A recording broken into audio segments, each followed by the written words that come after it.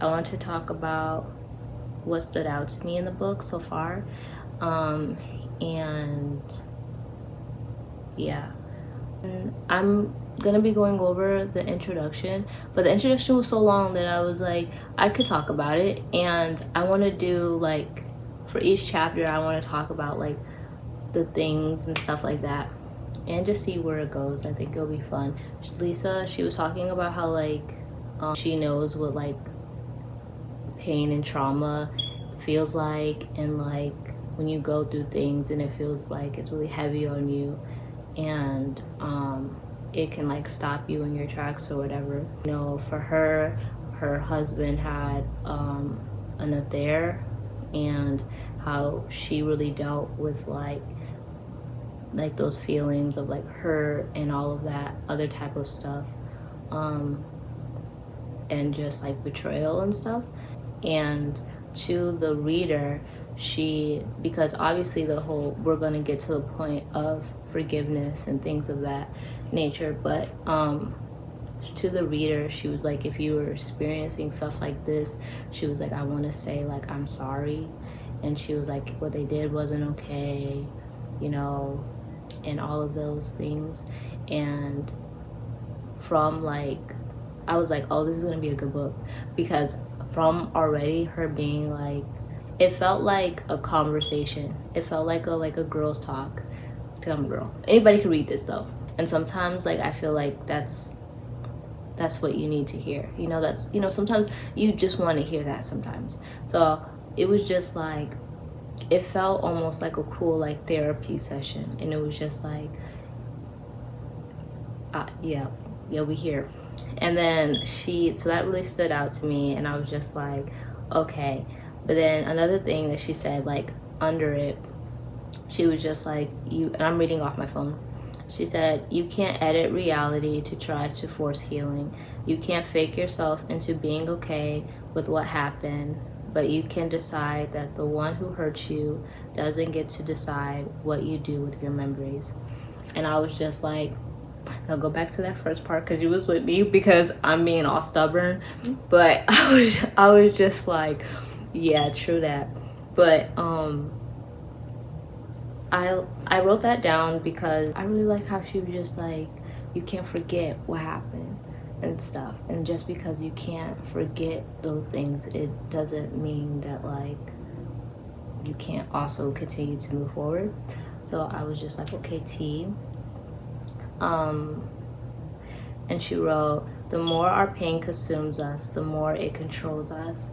And that was like getting on to like what I was saying, how like when you let it play in your head, and when it comes to like trauma or events of things that has happened in your life, it can be a sound that you hear that reminds you, or a picture that you saw that reminds you, somebody said a certain thing and it could take you back to those places. But she was just like, not letting that consume you, because it will control you. And that's when you find yourself like not having a good day, or you find yourself like just mentally just like down. I wanted to look at my wedding album with joy again. The day was still real and beautiful and completely worth treasuring. I want this to be for you too, however. This translates within the context of your pain. Those pictures, those memories, those times together, if they were a joy to you, they are yours to keep. Other memories that are painful are yours to release. And it is necessary for you not to let pain rewrite your memories. And it is absolutely necessary not to let your pain ruin your future. Your life can be a grateful combination of beautiful and painful. You don't have to define neither labels on what once was. It can both be. I never thought, like, when it comes to like things that happen to you in life, I never thought of like certain memories. Like if you think of it in the context of like she's talking about her marriage, all the preparation that comes with it, all the hard work that you do. Like, planning a wedding is a lot, and it's a lot of work, and it can be a lot of mental, like, I don't know. But for like you to throw all that hard work away. And she talked about how, like, when she was struggling, when everything had fell the way that it did, she was just like, the first thing she wanted to do was just like, she didn't want anything to remind her of the situation. She was like, I didn't know what else to do. And she was just like, I just want to throw all of that away, and I just want to leave it behind me and whatever. But it was interesting how she came to the conclusion that, no, those are my memories. You know what I mean? Like, I get to keep those. I worked hard, you know, we planned a wedding together. All of those happy moments, and I never really, like she said, you don't have to title moments like of your life as this or that. It can be both. I've always been one or the other. Like, and I didn't give credit to good memories, and good memories really are yours, you know, and there's nothing wrong with keeping those good memories. Pictures could be a joy and bring a great memory, and then things could happen in life and situations with people that now those joyful memories, when you used to look at photos of you and someone else, are now painful, and it feels like a reminder.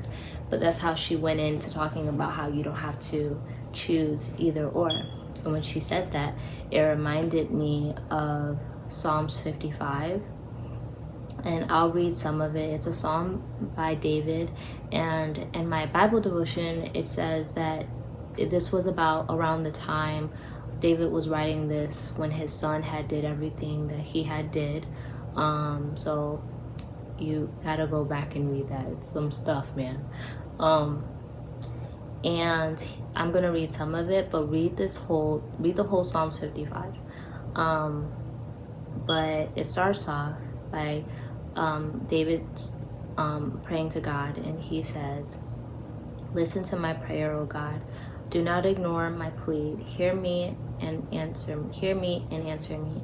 My thoughts troubled me. I am distressed because of what my enemy is saying, because of the threats of the wicked. For they bring down suffering on me and assail me in their anger." And I'm going to go down to Psalms 55 still, but verse 12. It says, "If a enemy was insulting me, I could endure it. If a foe was rising against me, I could hide. But it is you, a man like myself, my companion, my close friend, with whom I once enjoyed sweet fellowship at the house of God as we walked about among the worshippers." I'm going to go to Psalms 55, verse 16. "As for me, I call to God, and the Lord saves me. Evening, morning, and noon, I cry out in distress, and he hears my voice. He rescues me unharmed from the battle waged against me. Even though many oppose me, God, who is enthroned from an old, who does not change, he will hear them and humble them, because they have no fear of God." And I'm going to go to Psalms 55, verse 22. It says, "Cast your cares on the Lord, and he will sustain you. He will never let the righteous be shaken." And I put that verse, I want to talk about this verse because when it comes to like unforgiveness or being on a journey of forgiving, it's easy to kind of like, it reminded me of that verse because with David, he was saying like, if this been somebody that was just, you know, somebody outside, somebody had something to say, I could let it go. But this isn't like that. This is a friend. This is somebody who I shared so much with, and it's why it hurts so much, you know? And this could be a parent. This could be a partner, like a husband or a wife. This could be a family member. This could be a friend. You know what I mean? This could be anybody who was like close to you. As the girl in the book said, she was like, when everything like had fell down and stuff, she said she didn't know what else to do. She wanted to get rid of everything, and she didn't want anything to remind her of the marriage or whatever. And in this Psalms, I really relate to this so much, and I know so many people do as well. He says, like, in verse 6, he was like, oh, if I had wings of a dove, I would fly away and be at rest. I would flee far away. I would stay in the desert. I would hurry in my place of shelter. Like, he was literally being like, as we were talking about, when you have unforgiveness, sometimes those thoughts really can consume you. They really can stop you. All of those memories that hit. And he was like in the beginning, he says, like, my thoughts trouble me. I'm in distress because of what the enemy is saying. And when he said that, like, because of what the enemy is saying, you can put, like, my thoughts trouble me. I am in distress because of what so-and-so said. And you can place them, and this could be your cry out to God. And I just really like how in the book she said all she wanted to do was erase everything that reminded her and take down all the pictures. And like myself, like, escape is just seems like the thing that I want to run towards when I'm hurt.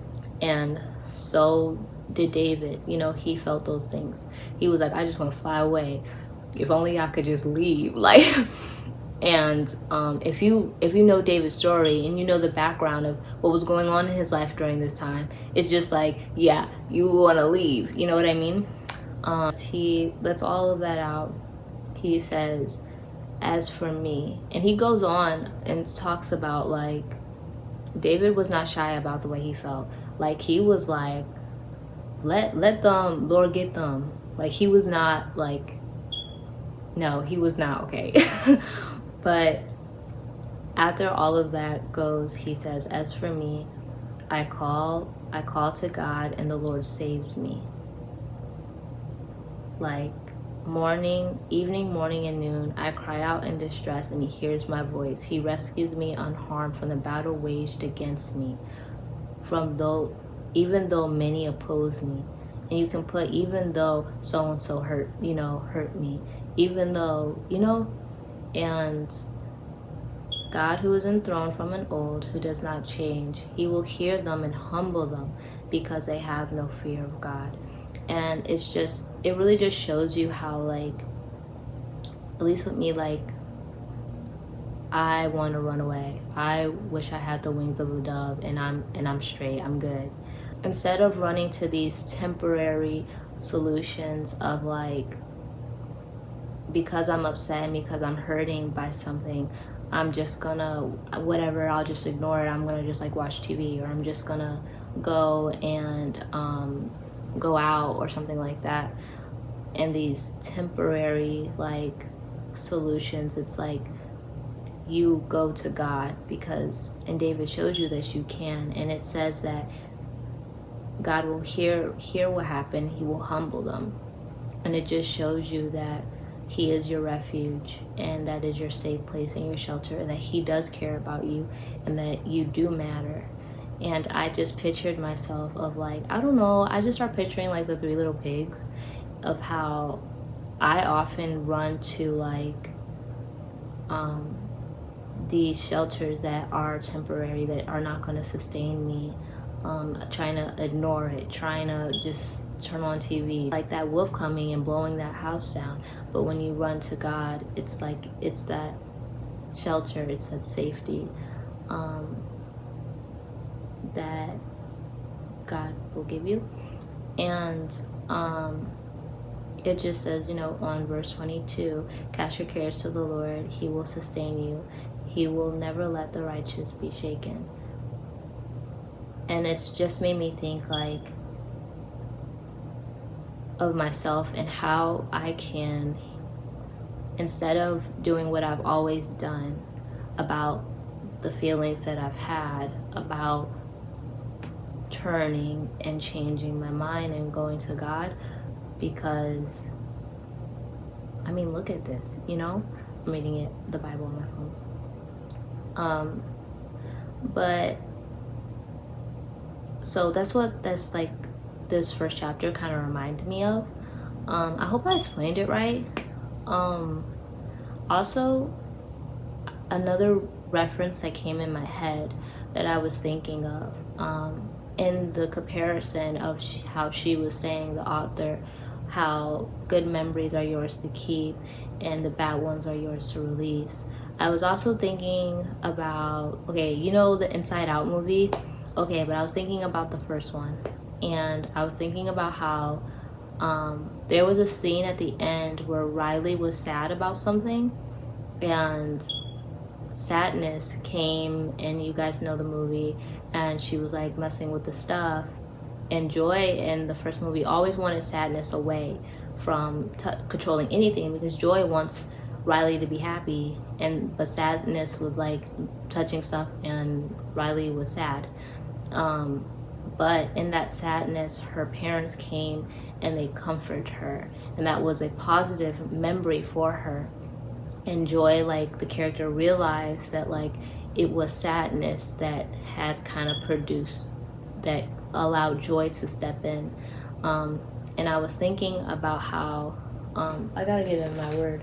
I was thinking about how even though when it comes to pain and hurt that we've experienced in our lives, and me and mine,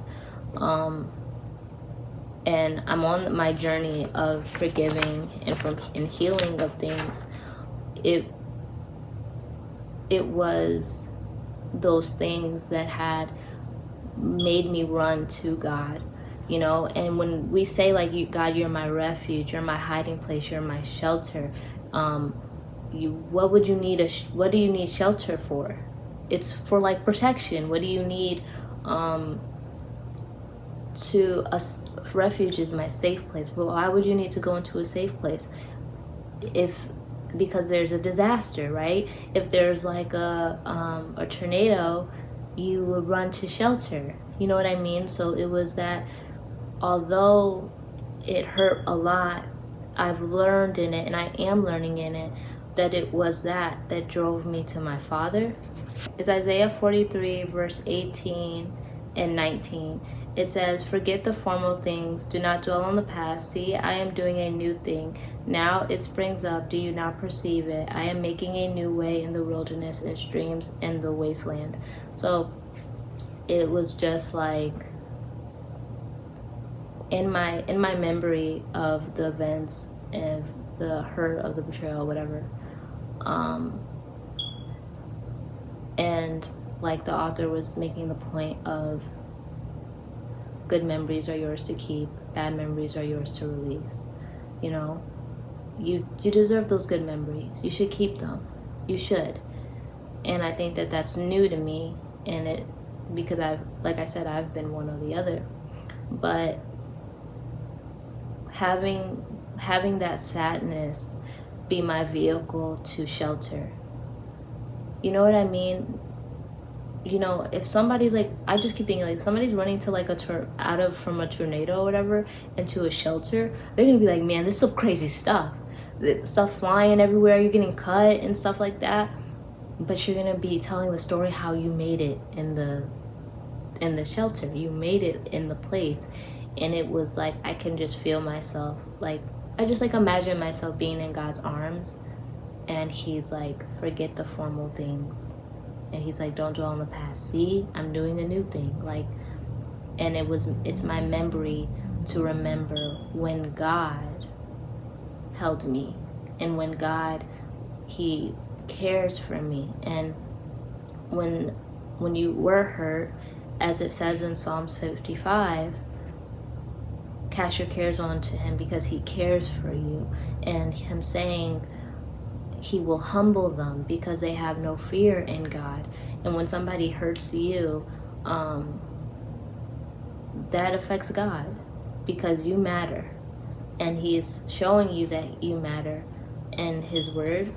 And I just thought that that was beautiful. I thought it was a 2-in-1. I thought I can meditate on memories that I deserve, you know, like I feel like I should keep those.